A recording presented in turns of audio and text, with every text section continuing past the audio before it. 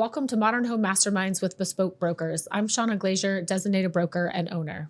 And I'm Brittainy Williamson, associate broker. Shawna and I are beSpoke real estate, but we're also your guides to modern luxury across the entire state of Arizona. Each week, we chat with masterminds shaping the modern spaces. Do you want to get a behind-the-scenes look at your design build team's processes? Well, open communication and teamwork will lead you to a successful project.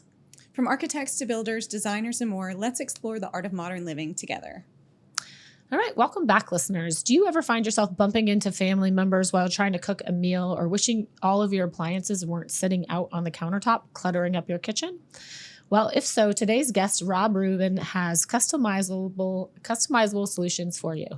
That's right. For those of you who don't know, Rob is the owner of AK Studio and has been designing spectacular yet functional kitchens and baths, amongst other things, for as long as he can remember. And his company has built quite the name, especially here within the modern community in Phoenix.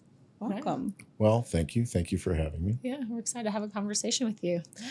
All right, so we have a number of clients who use you to design their kitchens and bathrooms, and they all rave about you. It'd be really interesting to know what kind of sets you apart from the other high-end kitchen and bath designers. Well, I think that in the high-end kitchen world, it's really a fashion world. So you have universal companies like Bulltop, Eggersman that are worldwide, and they're in the fashion business. We build everything that we do, so it's proprietary engineering that makes us special. That's why architects and builders like to use us, because not only do we help design spaces. So when you say that we design kitchens, we work with teams. And sometimes we'll have a designer, sometimes we'll have an architect, sometimes we'll have a homeowner. So we wear many hats. You don't want to have too many designers or architects leading the path. So we have to know what hat to wear on a particular project and how best we can help. So we collaborate with people. Our specialty is, an architect looks at a lot and they look at a home and they do the programming and they look at the house from the outside in. We look at from the inside out. So now it's time to go ahead and really specialize what the architect's dream is, the materials of the space, the layout of the space, and how best to fit, a well-functioned kitchen. An architect might design 15 kitchens in their lifetime on 15 projects. We've designed hundreds and hundreds of them. So we know about appliances, we know about specialty items, and everything is world-changing. It changes every day. So it's dynamic. We have to do our research. We have to keep on top of appliances. We have to keep on top of function. But, a well-designed kitchen is a kitchen that enables you to freely move and for you to know where everything is at. Great design kitchen space really comes down to 4 items. It's a good cooking area with landing space on both sides. It's a good preparation area with landing space on both sides. And the refrigerator, which is the most used appliance in the space, is something that's available not only to the cook and not only to the person cleaning or preparing, but available to other members to actually use without getting in the space of the cooking or the cleaning. So it's simple. And then the 4th item would be counter space. Counter space to cook, counter space to clean, and counter space to entertain. And those counter spaces being separate from one another. That's the general rule I look at to help guide homeowners, architects, designers to having a good functional space. So that's what we do. And then it's a place for everything. In Arizona, we love windows. Mm-hmm. We don't love uppers. So we have to put all of those items somewhere. So how do your dishes and how do your glasses and how do your silverware that you're used to putting into that upper now fit into your cabinets? That comes our proprietary engineering of having a space for everything. It's what's behind the doors. Yeah. It's what's behind the cabinets that makes a great functional kitchen. That is what I've noticed about your products, right? Is you walk into a kitchen that you've done and everything is so clean, but every space is very well utilized. Right. So if you open it, everything's hidden. It's functional. But it's so functional. Yeah, we call it prime real estate versus secondary real estate. Uppers above a refrigerator is not prime real estate. So we have to make sure that the items that you need for prime real estate are available in the prime spaces, and the secondary items are available but not taking up prime space. So that's part of being a team. You know, architects and designers like things to look good, like things to have a connection, and we need to make sure that it's functional.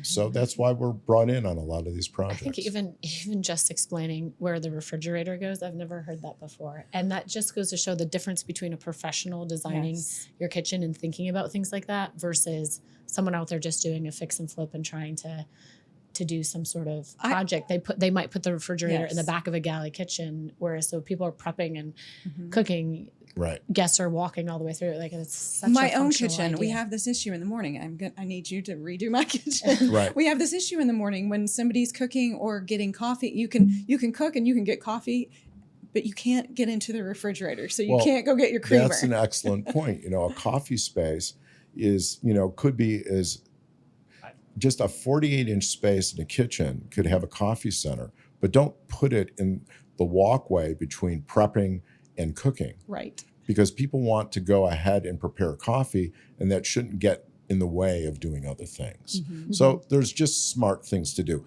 What we bring to the table, and I like to say, is we definitely know how to do it wrong. And with all of the years, you know, in our wheelhouse, we know things that work and we know things that don't work. So we bring all of the past jobs into the next job. That's wonderful. Yeah. Lucky clients. Can you tell us some of the trends that are happening now, or things that people are asking you for that might be different than in the past? Well, I think that the trends are timeless. You know, I think it's just the millwork and the interior. The millwork is the largest item that touches everything. It touches the walls, it touches the floor, it touches the architecture, and it's the functional aspect of living.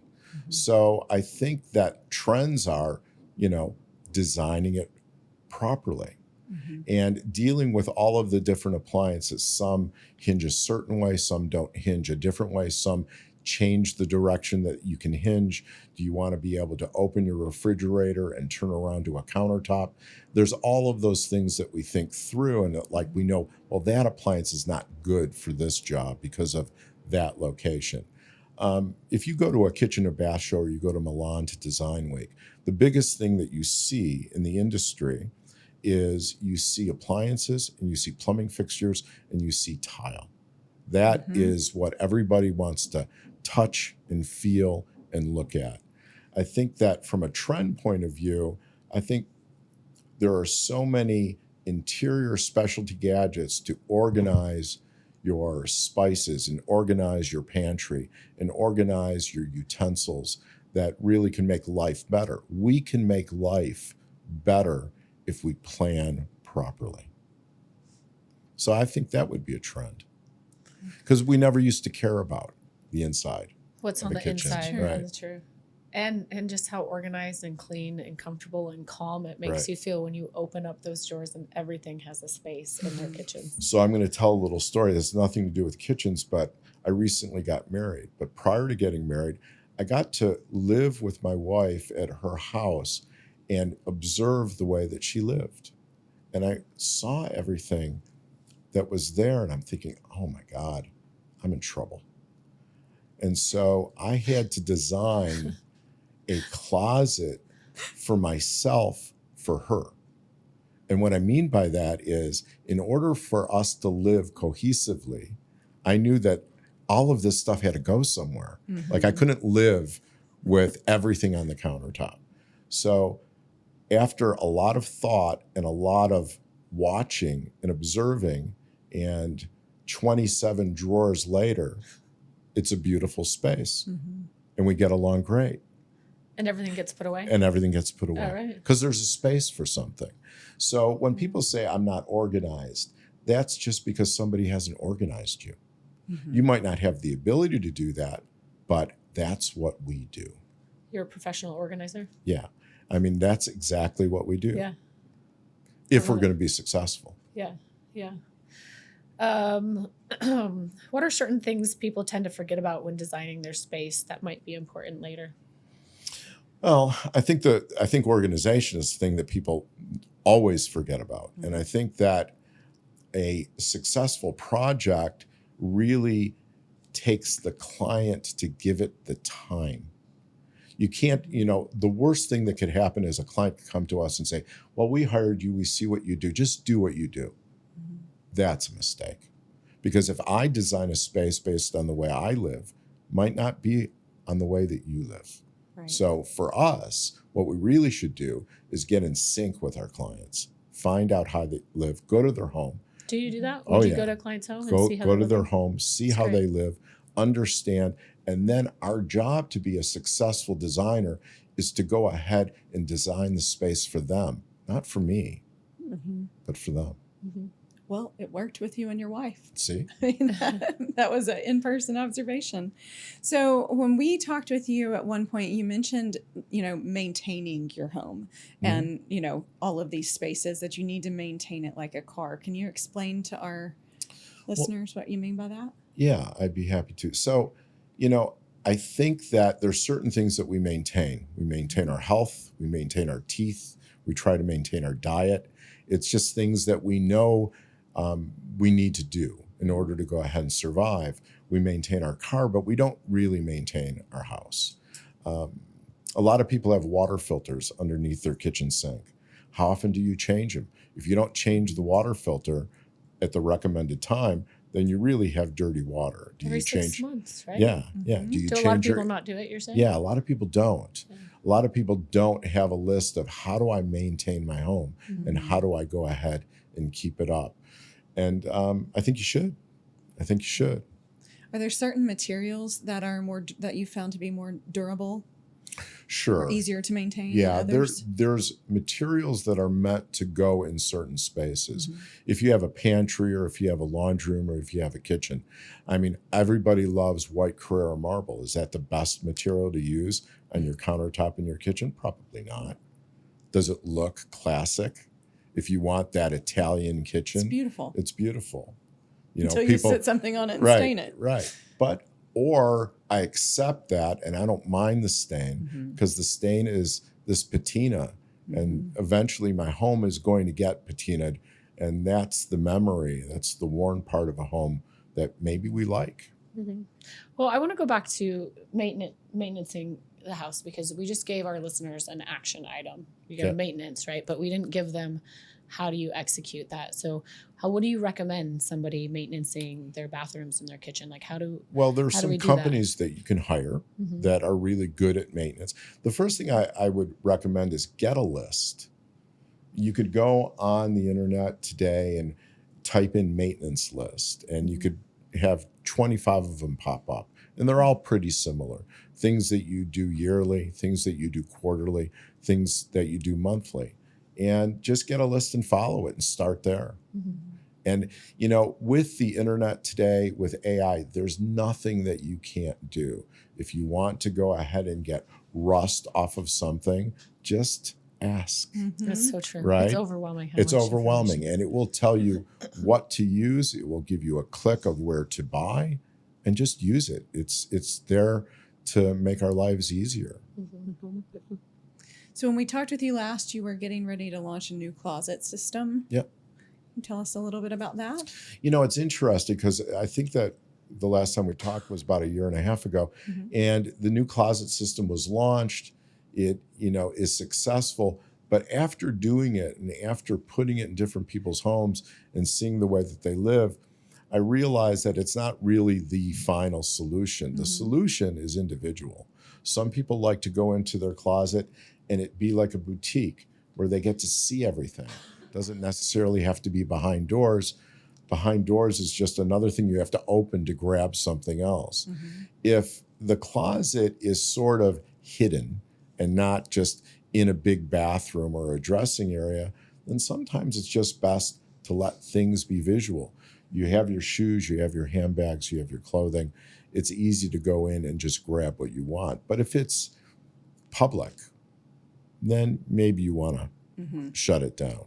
So I think that again, the closet system is successful to organize. I think that there's we have things, we have boots, we have eyeglasses, we have phones, we have jewelry.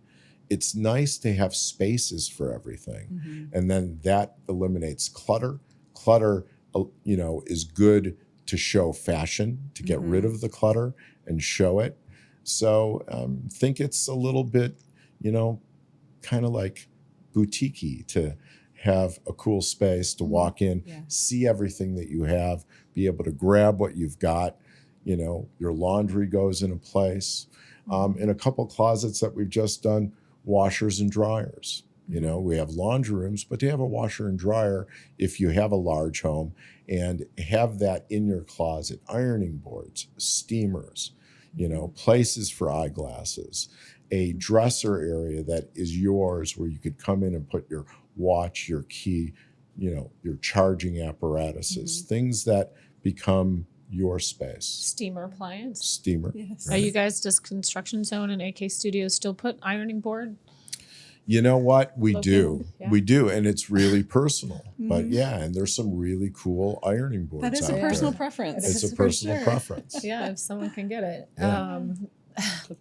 So we actually, what I like, I've reached out to you a couple times. We've had some listings where the closets were actually all hidden and you couldn't see. It was all these cabinets and that you guys had done because the previous owner wanted.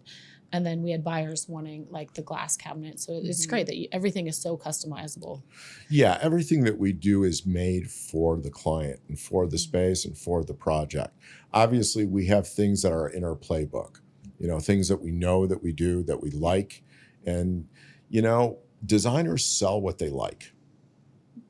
They do. They see something new. They go to Europe. They go to Italy. They saw something. It inspired them. Oh, I've got this job. I can do that. And so, pow, there it is on that job. Now, did it work? I might use it on another job. And then, if I've used it on 3 or 4 jobs, maybe I'll, it's used up. Maybe we'll come up with some other ideas. Yeah, I'd love to actually dive into some of your projects here, if you don't mind. Sure. Yeah, I'm excited because you do. I think it's important for our audience to know that you do more than just kitchens and baths. Yeah, everything, furniture. I started out building furniture for model homes. So everything had to be scaled down. We built beds smaller, dressers smaller. So we were building to, sell a space. The spaces were small, so everything had to get miniaturized. I learned a lot by building furniture. And so, yeah, we do, when we're working at this level of custom homes, ceilings, doors, walls, it's very common for us to go into a home where there isn't a lot of sheetrock, where walls might be done in panels of wood that lead into doors that lead into other rooms. I remember doing a project, 20 years ago where there was a element going down the center of the space, and it was called the spine. And it actually divided all of the rooms and became cabinetry and doors and bathrooms. But it was an element that just went down the middle of the space that partitioned all of the other rooms, but was interactive in this monolithic element, just going ahead and creating all of what it needed for storage, for entrance, for exit. That sounds amazing. Right. Yeah. And for art. Who was the architect on that one? Too? Marwan. Marwan, yeah. Yeah. Well, so this one, is this an Eddie Jones architect? This is. Okay. This is a job that we did in Oklahoma City. The Construction Zone was the contractor. Eddie Jones was the architect. AK Studio was the millwork specialist. And that was the master bathroom with a tiled kind of countertop leading into custom-made sinks. The ceiling was all done with vertical grain fir. All of the walls were done with mahogany, with maple edge banding. But you can see there's very little sheetrock in this space. This That is ceiling is yeah, beautiful. this is the master bedroom with the vertical grain fir ceiling, the sapele mahogany veneer. And when we did this house, we bought 3 logs for the home. And when we were purchasing the logs, we ended up getting live samples from a few different logs until we picked these 3. And we were looking for color because of the height. we were looking for consistency in how the log, viewed. And then we determined how we were going to lay up the veneers and the logs to determine the pattern as it rolled down the hallway. And that's a real specialty of ours. Yeah, and the bed looks like it's a floating bed. Did you guys design that as well? Eddie Jones designed everything in this space, and our hat that we wore in this particular project was millwork specialist. So we worked with Eddie's design concepts. We engineered the drawings with him. We worked with the construction zone to make sure that all of the interior walls, electrical, everything was in the right place. And then we manufactured all of the parts in our factory in Niagara Falls, Canada, shipped on semi-trucks. All of the parts, there was probably thousands of parts that all fit together like a puzzle and were shipped to the job site and then installed in the space. That's great. These are the bathrooms. It's very Correct. mid-century. You can definitely see the Frank Lloyd Wright inspiration in that one. There's a beautiful shot of the main kind of kitchen, dining room, living area with the kitchen off into the corner and tucked behind. Well, that's the bar. The kitchen is straight on, and a beautiful table that Eddie Jones designed for the middle of the gathering space. Wow. Beautiful project. And I think you have another project. Was it the Desert Courtyard? This was a Wendell Burnett architect. This was a sensational project. This took many, many years. I was involved with it for 8 years. And this is one of those projects that comes once in a lifetime. This is a project where everything was so thought through that often for some of the spaces, we built full-scale mock-ups to go ahead and see if we liked the way that it worked. That particular picture is a picture of the onyx bathroom where onyx slabs were cut into pieces and put into brass bars that were vertical on the ceiling that created a pattern, and illuminated onyx panels from skywells that came down with polished Wingay wood that created the space. And it was very complicated, very like rewarding. A hydraulic onyx wall that opened. I've seen this one in person. It there is is stunning. a picture of that. I think there's more photos on this, John. Yeah, there it there's is. the wall. Yeah. So this I whole remember wall when that opens. wall was done, and it worked so well. There was a brass handle that you would just grab and you would push, but that would accelerate the hydraulics and the wall would move. I think it only moved like 22 degrees out just to create a little slice into the open courtyard. I wish there was like a human standing in this photo so you could scale how large this onyx wall is. And the wall is all plumbed, so the shower heads moved with the wall. I remember when we were doing it and we would take sandbags when they were testing the hydraulics because the onyx wasn't installed yet. So we were putting sandbags and we couldn't get enough weight. And we actually had some of the technicians and the craftsmen stand on it while we were moving it. And I remember, Wendell's going to watch this, he's going to laugh. He was out there and we had it dialed in and it worked beautifully. And he stood there and he goes, "Is there any way that you can make it squeak while it opened?" And I remember the superintendent looked at him and said, no. It is perfect. Leave it alone. Right. That's great. That's cool. But yeah, I mean, this job took it was just a marriage of the right client, the right architect, the right builder, and the right craftsman. And there was a design team out of California, Levitt Weaver, that were also part of the project. And it's just, these projects, they come around once in a lifetime. I'm glad I was involved and I'm glad it was over. Yeah. Well, great job executing it. It really was a beautiful property. Yeah. I think we have another project, the Brown Residence. That one's more recent, right? Was that last year or two that it was finished? And I think, did it just win some awards recently? Yeah, it did. And this is a sensational job. Andy Burns was the architect and friends with the client. So there's some experience. We've done other projects for them. And they trusted Andy, and Andy really just came through. I mean, we didn't build the home. It was a Shea home that was done. And we did the interior. This is a great example of interior architecture.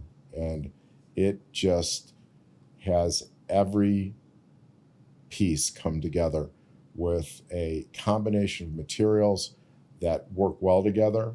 And we were really happy that we were involved. And our hat here was fabricator, fabricating the architect and the designer's dream. And you can see in the pictures how warm, inviting, but how striking it is and what a signature it is. It is gorgeous. And it's bright, but it's very natural. Right. It's beautiful. And so you did all of the millwork and yeah, we did the millwork, but this really was the architect's dream. Yeah, I think one of the key things that stood out to me on this property, I was there for a holiday party actually a couple years ago, and the downstairs tile, is it Neolithic tile? I don't know what the flooring is, but it wraps up into the bar that's downstairs. Right. And it just gives it this very finished look that you just don't see in a lot of homes. I mean, how simple is that? And that doesn't happen easily. It's amazing how something so simple can be so complicated to execute. Yeah, if you notice, the cabinetry isn't touching the walls.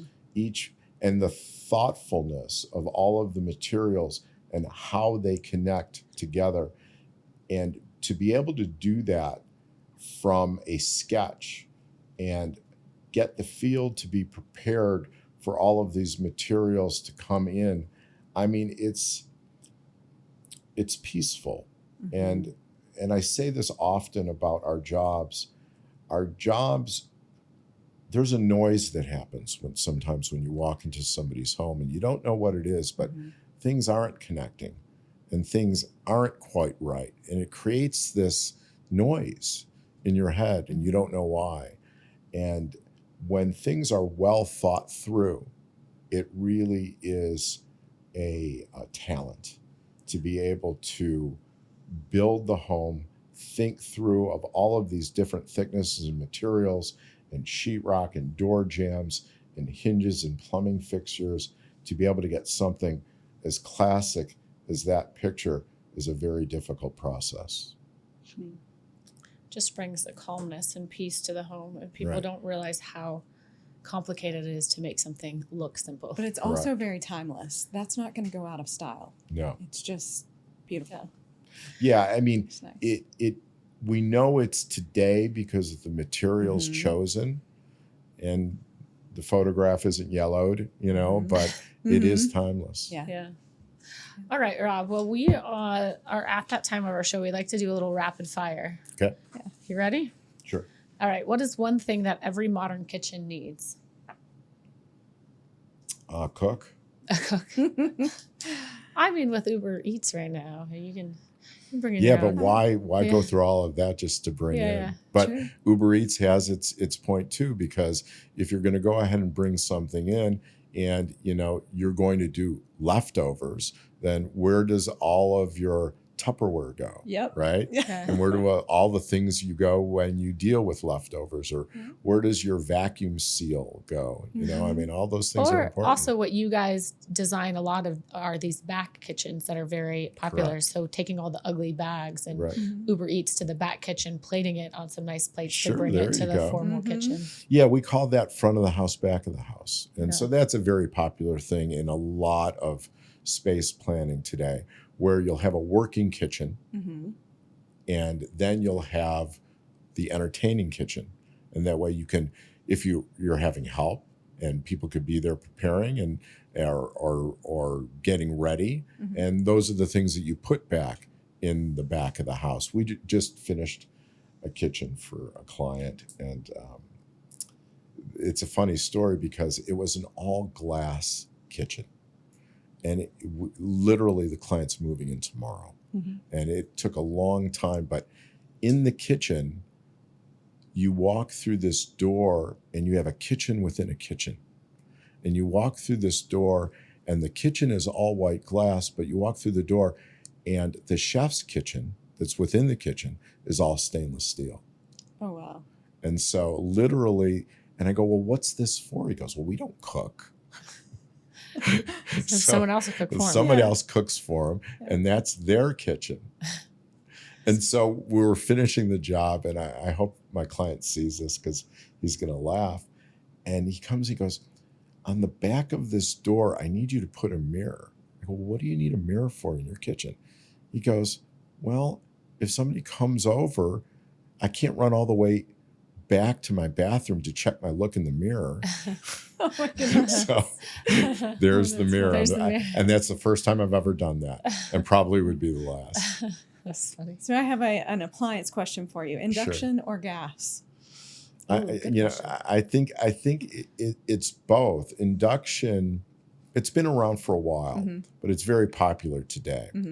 With electric cooking, it could be quick. It's spontaneous, but even if you have an old electric cooktop and you have an old hob, you can't make the big pot of water boil anytime soon for spaghetti. It just will take forever, if it will ever boil. There's some cooktops that will never get to that heat. Gas gives you instant heat, but it doesn't give you the ability to dim the control of the heat. Even if you turn gas down, then you still have hot BTUs, but in a smaller space. Induction gives you the best of both worlds. It gives you the ability to go ahead and have instant heat and cool things down instantly. It's also great for cleaning. Because the cooktop isn't getting hot, it's the pan. It operates versus a magnet. So when you're done cleaning and you've got all of this mess, it's easy to just clean it up. So, but you have to get used to it. So there are people who like it. I recommend, if you have a friend that has an induction cooktop, go use it. Go try it. Yeah, see if you like it, or go to a showroom that has some operation. What do you like? I like induction. Induction. Yeah. Okay. This one's easy. What is your favorite time of the year in the Valley? Well, I think it's the holiday time. You know, I mean, I was just back east at the factory for a dealer meeting, and it was in Niagara Falls, and it was cold. And I couldn't wait. And I got off the plane, and it was 70 degrees. And here we are. And this is why we live here. You know, my favorite time is not the summer. So the weather is here. Family is here. And we get to enjoy why we live here. And it just, the desert comes alive for me in the wintertime. In the holidays. What's one piece of advice you give a homeowner looking to remodel or build out their dream kitchen? Hire a professional. Get a permit. Do it the right way. Know where to put the fridge. Yeah, know where to put the fridge. That's such a huge thing. Yeah, hire professional people. Great advice. Well, Rob, thank you so much for joining us today. We are going to link all of your contact information in our show notes. But if you could tell our listeners where they can find you. akstudioaz.com is our website, and look us up. It has all your contact information on it as well, and a bunch of cool projects. Yeah, check out their website. Well, thank you both. Yeah, thanks, Rob. Thank All right, you. that's it for today's episode of Modern Home Mastermind. If you've enjoyed the show, please subscribe, like, and rate. Thanks to our guest for sharing his insights, and to you for learning about everything modern with us. And if you're ready to take the next step in your real estate journey, please reach out to us at beSpoke Real Estate. And until next time, keep living, loving everything modern.